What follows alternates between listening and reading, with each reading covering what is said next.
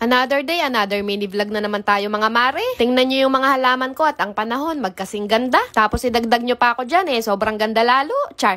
Eto nga mga mare at kumakain na kami netong alaga ko. Medyo tanghali na nga yan, kaya almusal at tanghalian na namin yan. Social nga pala ulam namin ngayon mga mare, baka. Kaso yung bakang nasa lata nga lang.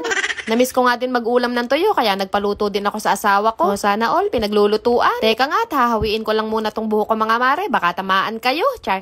Siya nga palang nagluto ng ulam bago siya pumasok sa trabaho. Namuyat na naman nga kasi kagabi itong batang to, kaya hindi na naman ako nagising ng maaga. Ganun lang naman talaga kami mga mare. Kapag di ko kayang bumangon sa umaga, siya muna yung nagluluto. Ganun lang dapat talaga, tulungan lang. Magkasama kayo sa sarap, dapat magkasama din kayo sa hirap. At fast forward na nga tayo ng malala mga mare. Pagkatapos nga namin kumain, pinaliguan ko lang yung anak ko at naglaba na rin ako nitong mga damit niya. Dito ko na nga lang muna sa may terrace si Sinampay at pagkatapos ko nga maglaba, biglang umambo na naman. Yung panahon talaga ngayon mga mare, parang tayo lang mga babae, bigla-biglang tinotoyo.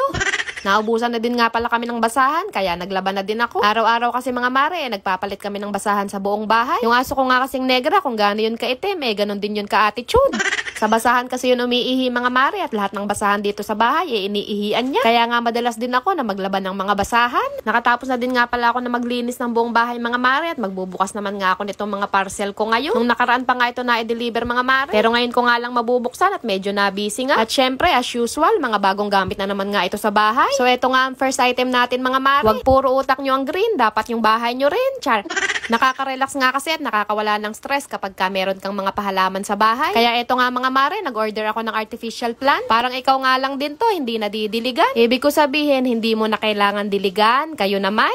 Kaya bagay na bagay nga ito sa mga tamad magdilig ng halaman. At syempre, pasok na pasok nga ito sa mga team aesthetic dyan. At dito naman nga tayo sa second item natin mga mare. Umorder nga din pala ako nitong lagayanan ng toothbrush. Marami na kasi nakakapansin at nagtatanong kung bakit nga daw yung lalagyanan ng toothbrush namin nasa pinto ng ref. Hindi ko nga din alam mga mare, kaya bumili na lang din ako at nang mailipat ko na nga itong mga toothbrush namin dito. Kakasya nga pala dito mga mare, hanggang 6 na toothbrush. Napakaganda nga nito mga mare at napaka-space saver niya din lang. Ang maganda pa din nga dyan mga mare, may takip na din siya. Kaya nga hindi ka mangangamba na baka magapangan ng ipis ang mga toothbrush nyo. So ito naman nga tayo sa third item natin mga mare. So pamain na lang. Nag-order din nga ako nitong mga pantry label. Mas maganda kasi talaga kung may label para alam mo kung hanggang saan mo lang siya ipaglalaban. Char. So ito na nga mga mare, pinagtatanggal ko na yung mga lumang label. Pinunasan ko na din nga munang maigi para naman kapit na kapit. At para mas magtagal din nga yung pagkakadikit niya. Waterproof na din nga pala ito mga mare. Kaya hindi ka mangangamba na magtutuklap siya kagad kapag ka nabasa. O diba, hindi ko na ulit mapagpapalit yung toyo at patis nito. At fast forward na nga lang ulit tayo mga mare. Ito nga at natapos ko na rin idikit yung iba. Kapag napagpalit pa yung Milo at gatas niyan ewan ko na lang talaga. At syempre mga mare, lahat ng yan sa murang halaga lang. Mahilig kasi talaga ako sa mumurahin pero quality pa din naman. Kung merong napusuan ng inyong mga mata dyan ilalagay ko na lang ang link sa comment section. So ayun lang muna ulit mga mare for today's ganap. Maraming salamat sa inyong panonood. Babu!